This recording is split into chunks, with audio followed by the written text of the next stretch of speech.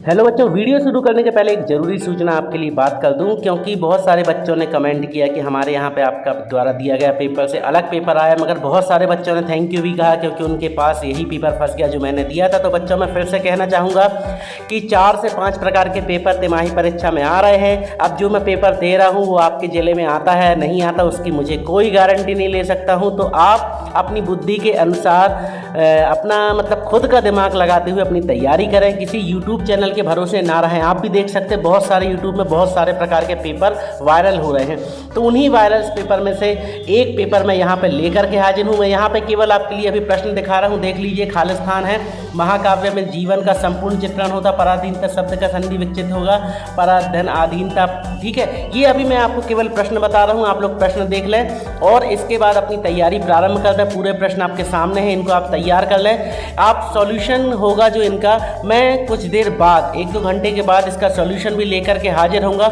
या फिर मुझे कोई और अच्छा पेपर मिलेगा जिसके मुझे लग रहा होगा कि हो सकता है ये आ जाए, क्योंकि 4-5 पेपर है। तो जो पेपर आपको अच्छा मुझे लगेगा वो आपके लिए मैं डाल दूंगा। यहाँ पे मैंने ये पेपर प्रस्तुत किया है, देख लीजिए। आप स्क्रीनशॉट लेकर के इन पे तैयारी करना प्रारंभ करते हैं। देखिए बच्चों, हिंदी वैसे भी सरल विषय होता है, हिंदी हमारी मातृभाषा, हिंदी आपसे वैसे भी बन जाएगी, तो हिंदी में ज़्यादा आपको परेशानी उठाने की आवश्यकता नहीं है।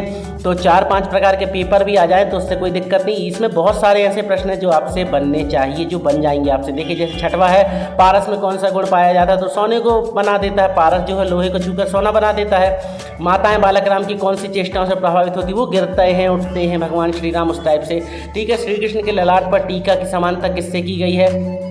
फिर सम्मानीय होने के लिए किन गुणों का होना आवश्यक है। कवि ने वीरता के कौन से 2 लक्षण बताए हैं। जितने भी प्रश्न हैं इनके उत्तर मैं आपको बाद में दे दूंगा बच्चों। अभी आप लोग इनको पढ़ना चालू कर दें, यदि आपको इनके उत्तर मिल रहे हैं तो आप अपने हिसाब से इनकी तैयारी कर लीजिए। पंचभूत पंचगव्य में क्या अंतर है। उपनिवेश के दाग को कवि ने किसे कहा। फिर अतिशयोक्ति अलंकार की परिभाषा, अन्योक्ति अलंकार की। अतिशयोक्ति जब बढ़ा चढ़ा के जहाँ बात कर दी जाए वहाँ अतिशयोक्ति अलंकार होती। काव्य में जब बहुत बढ़ा चढ़ा के बात की जाए तो अतिशयोक्ति अलंकार का प्रयोग होता है, ये मालूम होना चाहिए।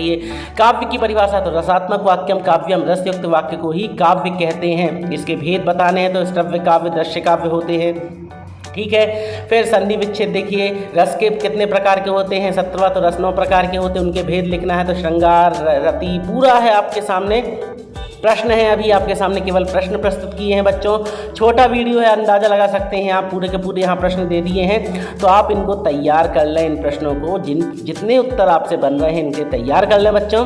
इसके बाद मैं अगला वीडियो फिर डालूंगा आपके लिए सॉल्यूशंस के साथ में, जिनमें आपको मैं सॉल्यूशन प्रोवाइड करा दूंगा, तो आप उनको देख लीजिएगा। देखिए बहुत सिंपल है। देखिए 18वां प्रश्न संधि विकसित करने के लिए, सूर्यास्त, महेश, परमानंद, ठीक है। 19वां देखिए मुहावरों का, आँख का तारा होना, अति प्रिय होना, कान का कच्चा मतलब कि कमज़ोर, ठीक है। मतलब कि आपको मैं ये बस कहना चाहता हूँ कि आप इतने प्रश्नों को अभी तैयार करना प्रारंभ कर दें फटाफट, इसलिए मैंने वीडियो निकाल दी है। देखिए कहानी उपन्यास में 4 अंतर, तो कहानी छोटी होती है, उपन्यास बड़ा होता है। कहानी में पात्र कम होते हैं, उपन्यास में पात्रों की संख्या अधिक होती है। बिल्कुल सिंपल है। सूरदास तुलसीदास का जीवन परिचय तैयार कर लीजिए। कन्हैया लाल मिश्र, प्रभाकर और हजारी प्रसाद द्विवेदी का साहित्यिक परिचय आप देख लीजिए। फिर इसके बाद 24वें नंबर पे ये एक आपके सामने पद्यांश आ गया है। तो ये पूरा का पूरा प्रश्न पत्र का प्रारूप मैंने दे दिया है।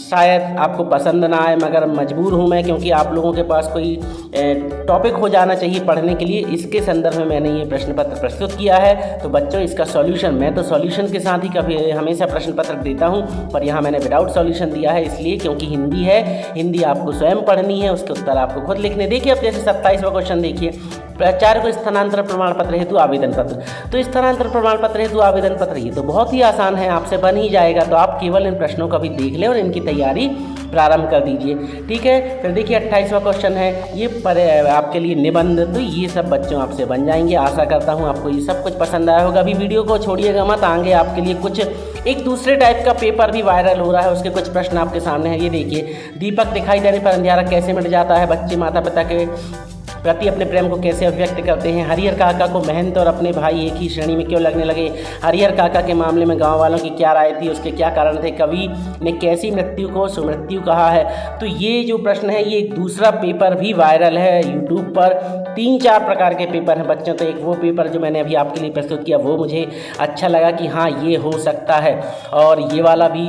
तो बच्चों आप लोग क्या करें, इतने प्रश्नों को तैयार कर लें। हिंदी है वैसे भी आपको ज़्यादा दिक्कत नहीं होनी चाहिए। बाकी अदर पेपर होते तो मैं पूरी मदद करता। जैसे मैथ्स का पेपर मैं एक एक क्वेश्चंस को आपके सामने प्रस्तुत करूंगा, समझाऊंगा, सिखाऊंगा, बहुत अच्छे से आपको एक्सप्लेन करके दे दूंगा।